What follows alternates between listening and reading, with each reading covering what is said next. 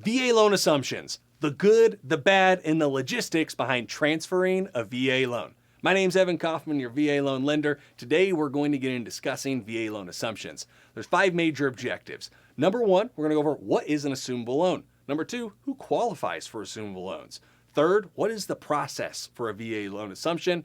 Number 4, what is the assumption gap? An important term we need to understand. And then lastly, if you forget everything else, what are 3 key takeaways that you can take from this presentation to better understand VA loan assumptions? So number 1, what is an assumable loan? An assumable loan, pretty simply put, is when a willing buyer assumes and becomes responsible for a willing seller's loan. So think of it this way. I got my loan in 2020 or 2021, and my interest rate might be high 2s or low 3% range. You now are in an environment where it might be at interest rates are 5, 6, 7%. And you have the ability to assume, me as the seller, my lower interest rate loan.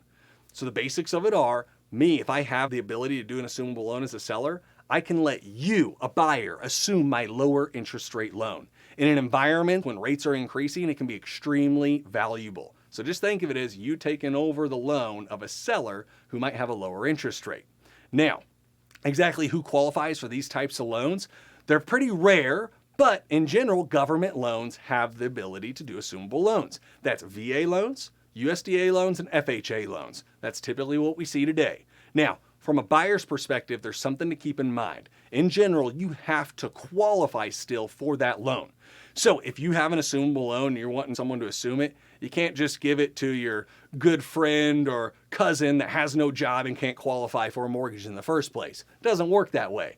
Buyers still have to qualify. Keep that one in mind, especially sellers who go down this path. We've seen it before. They don't fully understand that. You go 30, 60 days into this, working with a servicer, try to get it going, and then find out, oh, they can't qualify. And you just wasted a lot of time. Buyers still have to qualify for the loan from the seller. The other thing is, if you're a buyer trying to get an assumable loan, the key is it has to be your primary residence. You can't just go assume someone's loan and it be an immediate investment property. Like VA loans, they can only be used for primary residences, meaning you intend on living in them. Same thing, you got to qualify for the VA loan based on it being a primary residence.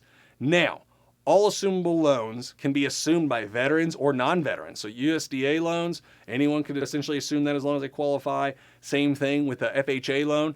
VA loans, however, have a unique aspect to it.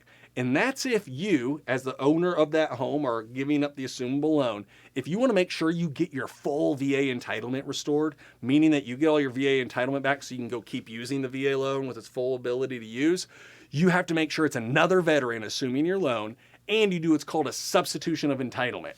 Big difference between other assumable loans that you want to keep in mind if you're ultimately doing a VA assumable loan as a seller. You want to make sure it's with another veteran, and then you really need to make sure they do what's called that substitution of entitlement. If they don't do that, well, it's just like a non-veteran, and your VA entitlement could be held up, and that could bog down and prevent you from utilizing the VA loan again. Something to really keep in mind. So in most cases, we see assumable VA loans being assumed by other veterans and having that substitution, so the seller of that home can go out and have their full VA entitlement to go get more homes with the VA loan. So keep that one in mind for us. Now, the assumption process, what does it look like? Let's say I'm a veteran, I got my home for sale. Again, I bought it in 2020, 2021 with those nice low interest rates. You then are another vet and you're going to assume this. We think we got a good plan here. What do we got to do? The process for doing a VA loan or doing a loan assumption in general, there's 3 major things you want to take into account. Number 1, you want to follow up with your servicer to make sure that you can actually do the assumption. Now, these government loans, VA, FHA, USDA, typically have that as just part of the loan that you can do assumptions, but there might be some extraneous reasons why you can't do it, so you need to call up that servicer to make sure. Now, I'll still state though, if they tell you no, you want to push back on that and push a little bit more on why that is the case and really follow up. And if you need some assistance on better understanding, hey, why, and is it true that they really can't do the assumption, feel free to reach out with us. We'll connect you with some folks who work specifically with VA loan assumptions to make sure you really clarify, can you or can't you. The other thing, so once you know, okay, I can do this VA loan assumption as a seller, and I got a buyer who wants to come and do this. I made sure that they're qualified for being able to do this. The second thing you want to do is make sure that you have an assumable purchase contract. So you want to make sure that you just have the assumption wrapped into your contract, not just a standard purchase contract that you typically see for regular homes. You just want to make sure that it's addressed that you're doing an assumable loan. The last aspect in the whole process of doing a VA loan assumption is that you want to make sure you get the servicer assumption approval.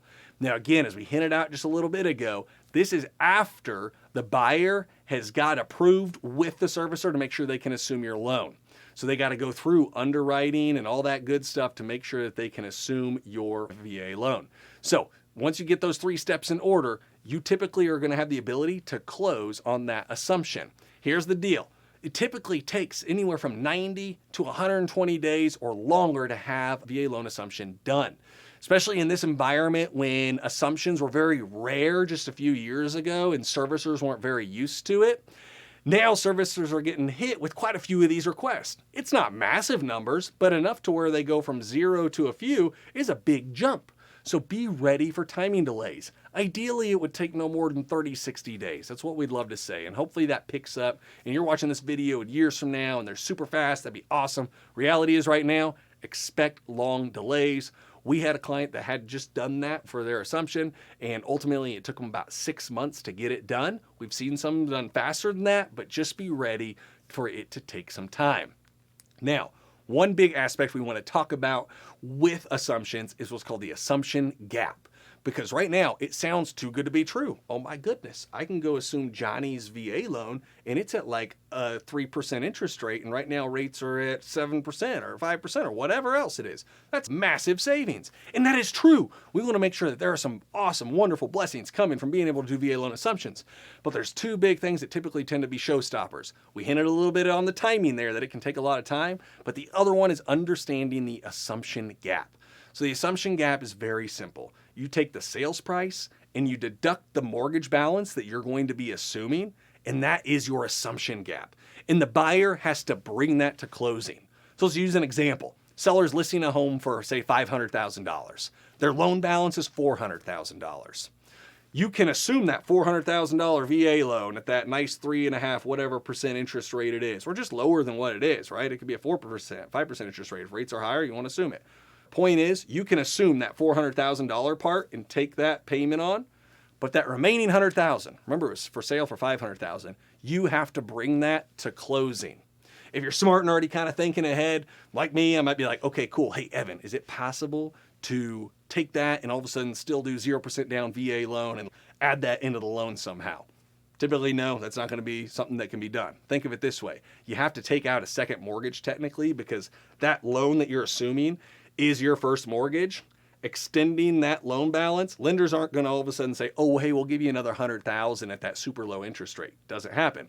So you got to get a second mortgage for that one, which going to 0% down with a second mortgage, even with VA loans, that's a tough deal to have done.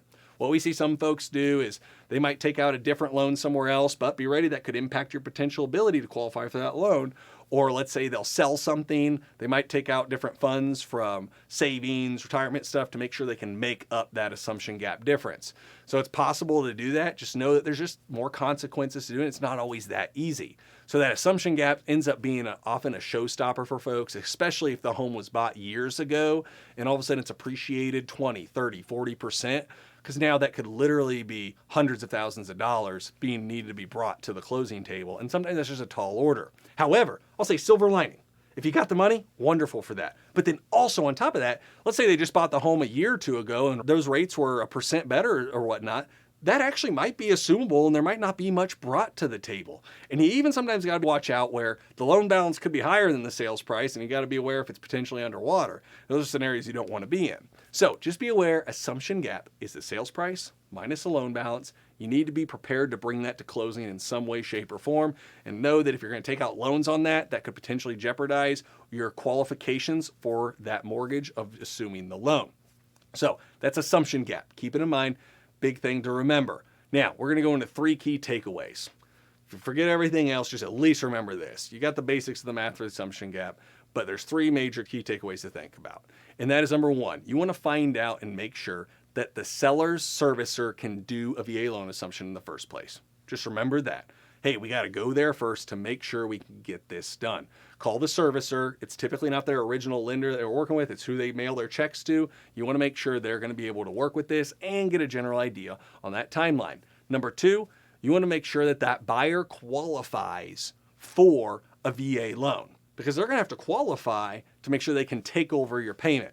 So if you got someone coming to you going, hey, I would love to assume your loan, ask them, are you pre-qualified already? Because that can help give you some indication of if they're in good shape. So just remember, they still got to qualify. You can't just give it to your second best friend's cousin. You got to be ready for them to qualify.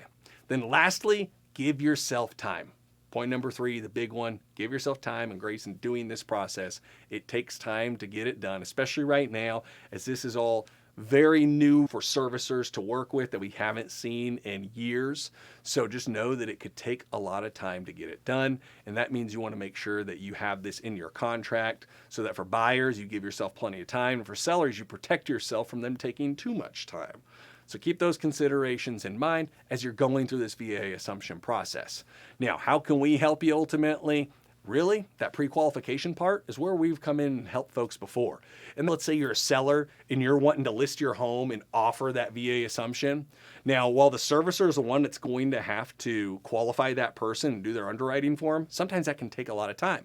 Well, working with a lender who specifies in VA loans, what we do, specifically heavy active duty military VA loans, is working with someone to help get them pre-qualified can give you some rough indication of if this will be good moving forward. Last thing you want to do is start that assumption process, get 30, 60 days in and find out they can't even qualify. And let's say you're PCS and making that move across country and you just lost out on that home sale. That could be a big issue. So getting buyers pre-qualified up front can really help. The other thing is if you need additional resources, we're here for you. WeVett Home Loans. Again, we focus specifically on the VA loan. Active duty military is our primary focus. We love working for you. We hope this information helps you get out there and have more success with the VA loan. Take care.